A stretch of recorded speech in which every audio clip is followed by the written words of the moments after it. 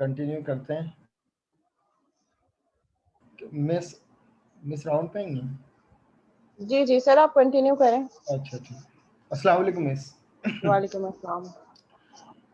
जी, तो जनाब मैं यहाँ पे बात कर रहा था आप लोगों से कि अब ये वैल्यू का अब प्रॉपर्टी मेथड हम यूज़ कर रहे हैं कि भाई इसमें पहली बात तो ये है कि कोई पैरेंथेसिस आते नहीं है। सिंपल मेथड से क्या फ़र्क होता है, इसमें दो हमें एक्सेसर्स मिलते हैं, एक मिलता है सेट मिलता है और एक मिलता है गेट मिलता है।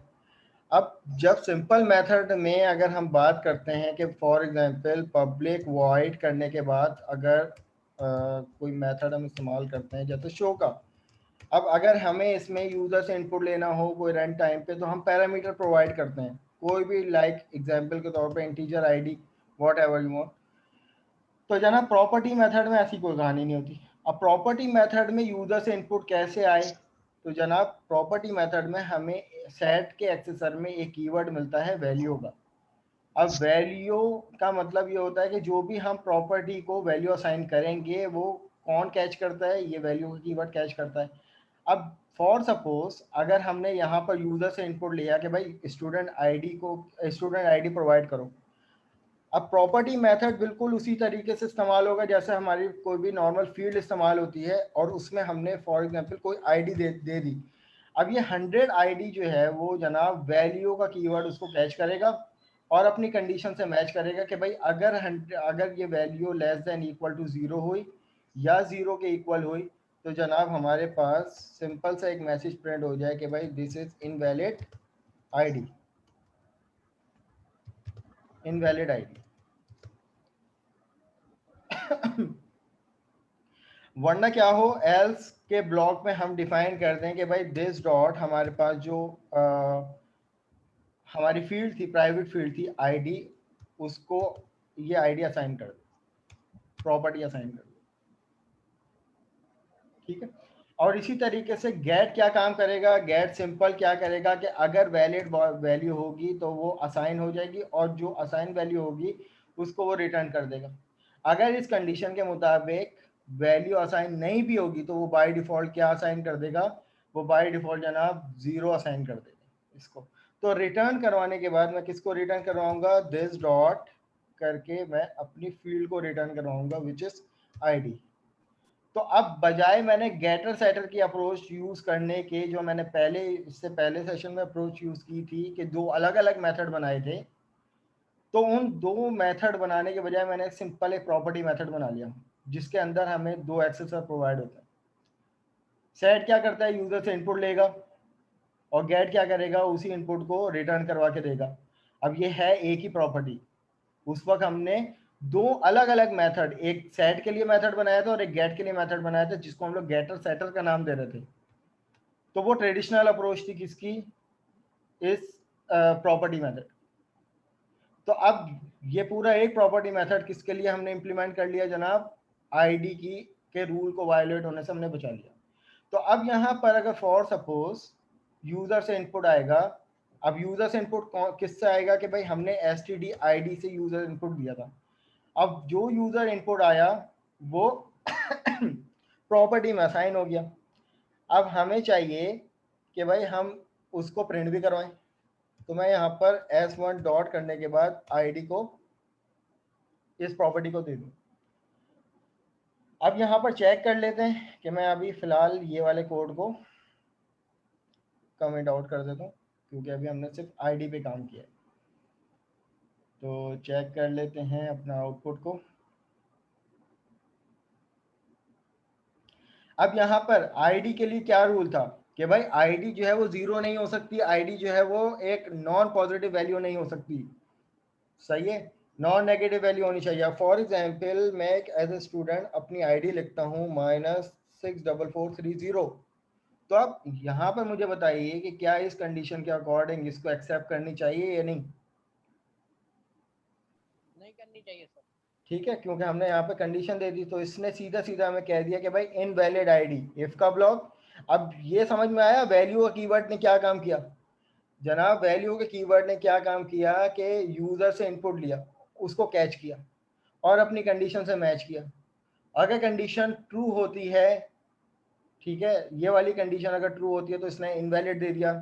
वरना क्या दे दिया हमारे पास, इसने वैल्यू असाइन करके दे देगा। अब क्योंकि यूजर से इनपुट जो आया है उसने इसको नेग्लेक्ट कर दिया और 0 असाइन कर दिया बाय डिफॉल्ट, तो स्टूडेंट आईडी इज कुछ भी असाइन नहीं हुआ। तो अब इसी तरीके से अगर हम अपनी एल्स के ब्लॉक की बात करें तो जनाब यहाँ पर अगर मैं एक पॉजिटिव वैल्यू देता हूँ 64430, तो यहाँ पर अच्छा इज लेस देन,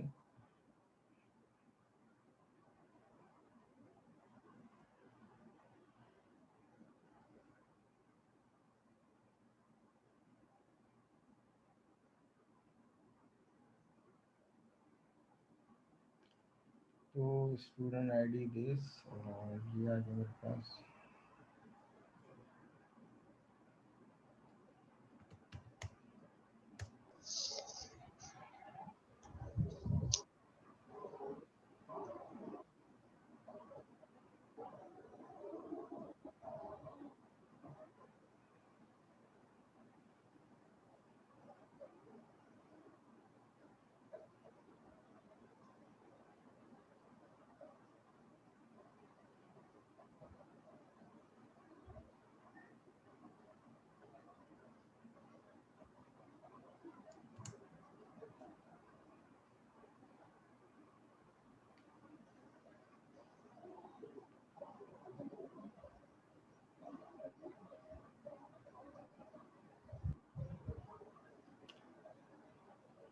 अच्छा सॉरी, मैंने एक मिस्टेक यहाँ पे ये कर दी।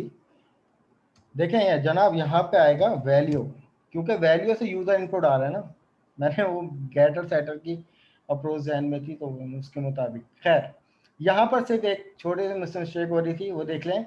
वैल्यू क्योंकि यूजर इनपुट कौन कैच कर रहा है, वैल्यू का कीवर्ड, तो मैं यहाँ पर दिस डॉट ID जो वैल्यू यूजर इनपुट आ रहा है वो असाइन करूंगा ना इसमें। तो जनाब यहाँ पर अपने प्रोग्राम को रन कर लेते हैं और चेक कर लेते हैं, पॉजिटिव आईडी देकर 64430, तो यहाँ पर इसने मुझे मेरी अपनी आईडी असाइन कर दी है। लेकिन अगर मैं कोई नॉन नेगेटिव वैल्यू देता तो जनाब नॉन पॉजिटिव वैल्यू देता तो मुझे यहाँ पर कुछ भी असाइन नहीं करता। अब ये एक प्रॉपर्टी मेथड है जिसमें मेरे पास एक एडिशनल लॉजिक है, इसलिए मैंने यहाँ पर गेट सेट में अपनी डिजायर लॉजिक प्रोवाइड करी। अब जनाब नेम के लिए क्या रूल था, नेम जो है जनाब मेरे पास कभी भी नल नहीं हो सकता, अगर नल हुआ तो वो नो नेम प्रोवाइड कर दे। तो यहाँ पर भी मैं एक प्रॉपर्टी मेथड बनाऊंगा पब्लिक स्ट्रिंग, और इसको नेम के नाम से बना लेते हैं। अब इसमें भी वही दो एक्सेसर हमें मिलेंगे जनाब के, एक एक्सेसर मिलेगा सेट और इसी तरीके से एक एक्सेसर हमें मिलेगा गेट। सेट के अंदर हम कंडीशन देंगे कि भाई अगर जो हमारे पास वैल्यू आएगी यूजर से इनपुट, अगर वो इक्वल होगी नल के, या जो भी वैल्यू आएगी वो इक्वल होगी इस नल के, तो जनाब कंसोल डॉट राइट लाइन में हमारे पास आ जाए नो नेम। वरना एल्स के ब्लॉक में हम डिफाइन कर देंगे दिस